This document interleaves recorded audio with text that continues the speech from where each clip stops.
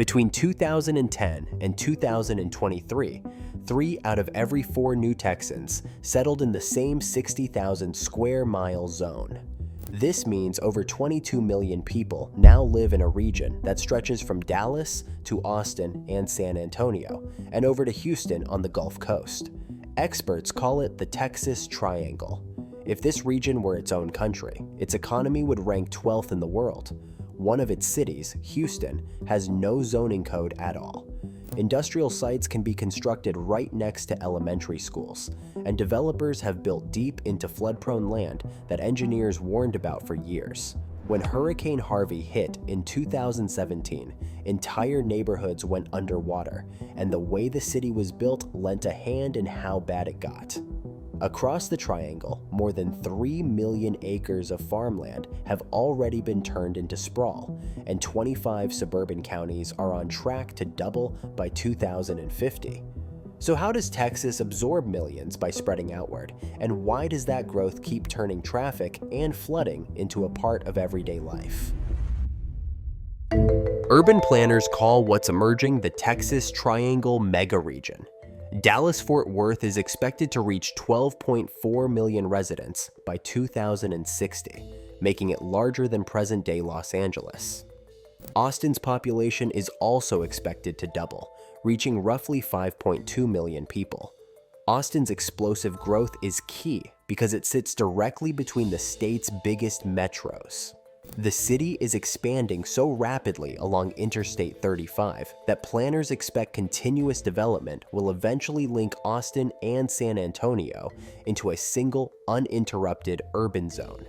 Two cities historically separated by 80 miles of hill country are slowly being stitched together by development. Much of the fastest growth is happening in the ring counties surrounding the major cities. Places like Hayes, Williamson, Fort Bend, and Denton are projected to triple their populations by mid-century.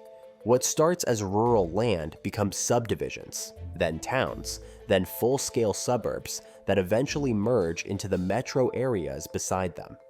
Nearly 95% of newly developed land follows the same low-density pattern. Single-family homes on large lots.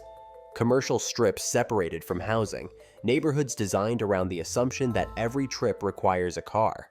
The space filling in between Texas's major cities looks like suburbia stretched to the horizon. This growth isn't being driven by higher birth rates. Texas's fertility rate fell below the replacement level in 2011. A downward trend in Texas. Birth rates in the state are declining, dropping at a faster pace than the national average, in fact. The population boom is almost entirely the result of migration. Between 2010 and 2017, Texas ranked as the second largest net recipient of people moving from other states, with transplants from California accounting for the biggest share.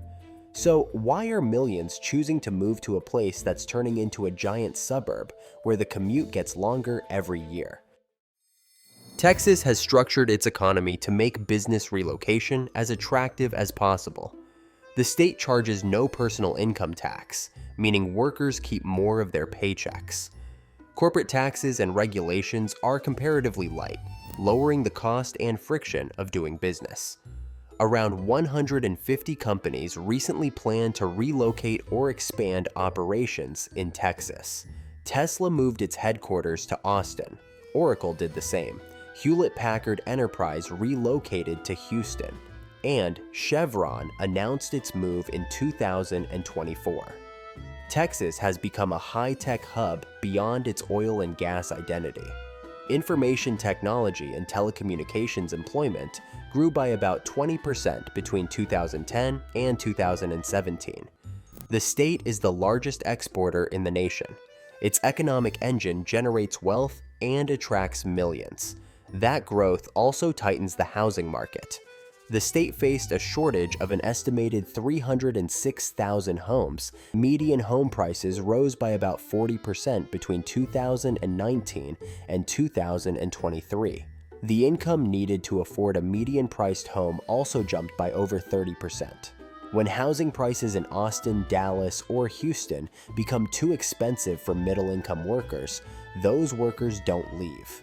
They move further out, seeking cheaper housing in outer ring counties where land is still affordable. They accept longer commutes for houses they can afford. The outer suburbs offer larger homes for lower prices, but the trade-off is distance. Workers might commute 30, 40, or 50 miles each way. Economic pressure pushes development outward, and this is where Texas's infrastructure approach becomes critical. Building millions of homes across thousands of square miles requires roads to connect them, and the state doesn't wait for development before building those roads. Texas builds highways first, treating them as tools to unlock land. Texas's highway-first strategy shows its consequences here. Across much of the country, transportation infrastructure expands in response to growth. As cities fill in and traffic increases, governments add roads to meet demand. In Texas, highways often come first, extending into areas that are still largely undeveloped. Growth follows, clustering around exit ramps and spreading outward.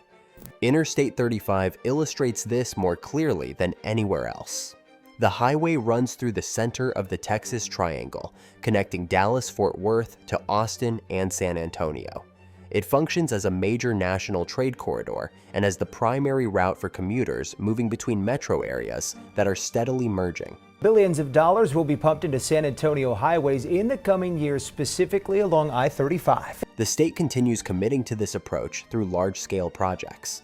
The federally authorized Interstate 14 system is planned to span more than 1,000 miles. There are also plans to convert U.S. Highway 287 into an interstate, a project estimated to cost $24.5 billion. Each expansion opens tens of thousands of additional acres to suburban development. Building outward allows Texas to absorb growth without forcing politically difficult rezoning in established urban neighborhoods. Highways make low-density expansion easier to deliver at scale. Over time, that approach influences how and where people live. The results are already visible. 4 Texas cities now rank among the most congested in the nation. Houston placed 8th in 2023. Dallas ranked 17th, Austin 21st, and San Antonio 25th. Gridlock is once again a daily reality on I-35. Houston commuters lost an average of 62 hours to traffic, translating to roughly $1,082 per driver in wasted time and fuel. Dallas and Austin commuters each lost 38 hours. Congestion isn't the only consequence. Sprawl pushes traffic onto rural 2-lane highways that were never designed for suburban commuting volumes or speeds. These roads carry much higher fatality rates than urban streets. Texas roads are getting more and more dangerous. We're losing a family member. Nearly 4,500 deaths last year alone, and more than 80,000 since the year 2000. Interstate 45, which connects Houston and Dallas through the heart of the Texas Triangle, ranks as the second deadliest road in the United States. But highway expansion explains only part of how Texas builds its cities.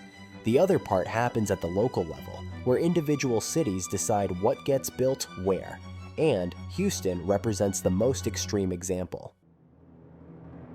Houston has no traditional zoning code. Residents have voted against zoning 3 times over the last century. Opposition has consistently centered on private property rights and skepticism toward government planning. The result is an urban environment where land uses mix freely in ways that would be illegal in most American cities. Skyscrapers rise directly next to single-family homes. Highways cut above natural drainage channels. Commercial strips interrupt residential blocks without transition zones. The city operates largely through market forces rather than comprehensive public planning. Wealthier neighborhoods navigate the absence of zoning through strict private agreements that limit how property can be used. These agreements may prohibit commercial development, require minimum lot sizes, or restrict building heights. Houston's city government often enforces these private contracts, creating an informal system of land use control concentrated in higher income areas. The result is a 2-tiered city. Wealthier residents gain predictability through private mechanisms, while lower-income neighborhoods experience the consequences of unrestricted development. There is no uniform, democratic process that allows communities across the city to decide how nearby land is used. Development continues at a rapid pace, even in high-risk areas like floodplains. City Council has approved construction of hundreds of homes in West Houston's floodplain, despite warnings from flood control officials. As pavement replaces soil, rainwater that once soaked into the ground now turns into runoff that overwhelms drainage systems. Hurricane Harvey in 2017 revealed the consequences of these patterns. The storm delivered unprecedented rainfall, and extensive pavement left water with nowhere to go. Flooding submerged entire neighborhoods, destroying homes and displacing thousands. The built environment, controlled by decades of development in flood-prone areas, amplified the damage. The environmental justice effects extend beyond flooding. Industrial facilities that would face stricter placement limits in other cities can locate directly beside residential areas in Houston. Concrete batch plants and metal recycling centers operate next to homes and schools, placing pollution burdens on nearby residents who often lack the resources to relocate. The Greater Fifth Ward, a historically Black and Latinx neighborhood, ranks in the 99th percentile nationally for proximity to Superfund sites. Residents face elevated levels of air and soil pollution, contributing to higher rates of respiratory illness. Take long to meet people impacted by cancer. My dad. Uncle, he passed away kind of suddenly. Myself, I had thyroid cancer. More than 51% of metal recycling facilities in Houston sit within a half-mile of a school or childcare center. These operations generate noise, dust, and emissions that directly affect children. Without zoning, there is no buffer separating industrial activity from sensitive land uses. Houston represents the logical endpoint of Texas's development philosophy taken to its extreme. The city demonstrates what happens when growth proceeds with minimal public planning oversight. The model generates enormous amounts of new development very quickly, which helps explain how Texas absorbs its growing population. But it also creates an urban environment defined by segregation, environmental hazards, and vulnerability to disasters. Austin's official planning documents identify sprawl as the most significant urban issue facing Central Texas and call for a shift toward a more contained urban form. The language is unusually direct for government planning, acknowledging that the current growth pattern cannot continue indefinitely. Recognition, however, has not yet translated into large-scale change. Some proposals aim to alter how people move across the triangle. The long-discussed Dallas-Houston high-speed rail project would connect the two metro areas in 90 minutes, potentially removing up to 15,000 vehicles per day from Interstate 45. The project represents the type of infrastructure investment that could change regional travel patterns and reduce reliance on constant highway expansion. The scale of the project has kept it stalled. Estimated costs exceed $30 billion. Amtrak withdrew its involvement in 2025 after losing a federal grant application, leaving the project without a clear path forward. Building transportation systems capable of supporting a megaregion approaching 42 million people requires levels of coordination and funding that remain difficult to assemble. Other efforts focus on improving existing networks rather than replacing them. The Texas Department of Transportation is developing the Texas Triangle Multimodal Strategic Plan to assess long-term mobility needs across the region. The plan recognizes that congestion tied to sprawl cannot be resolved through road expansion alone. Transit, rail, and bicycle infrastructure are now part of the conversation in ways that would have seemed unlikely a decade ago.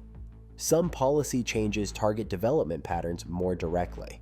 Senate Bill 2477 seeks to streamline the conversion of vacant office space into residential housing. Office vacancy rates in major Texas cities are approaching 25% as remote work reduces demand. Converting these buildings into apartments could add housing in job-rich areas without extending infrastructure farther into rural land. The open question is whether these incremental steps can keep pace with the forces driving outward growth. Texas's economic appeal depends on affordability, accessibility, and opportunity. Yet the same growth that fuels the state's success continues to strain housing, transportation, and environmental systems. Without broader shifts in how cities are built, the pressures created by sprawl risk overtaking the advantages that made Texas attractive in the first place. These cities will keep growing toward each other, suburbs will keep expanding, and rural land will keep disappearing under development. The Texas Triangle is already far into its transformation, and reversing it completely is no longer realistic. The question now is whether the state can adjust its approach fast enough to keep the emerging megaregion livable for the millions who already call it home. Right now, Texas is running a massive experiment in how much sprawl a society can absorb before the consequences become too much to bear. The outcome will determine the future of Texas, and it might serve as either a cautionary tale or a model for other fast-growing regions across the country. The highway expansion continues. The cities grow closer. And somewhere between Dallas and Houston, between Austin and San Antonio, the last patches of rural Texas are disappearing into a vast continuous city that covers 60,000 square miles and shows no signs of stopping.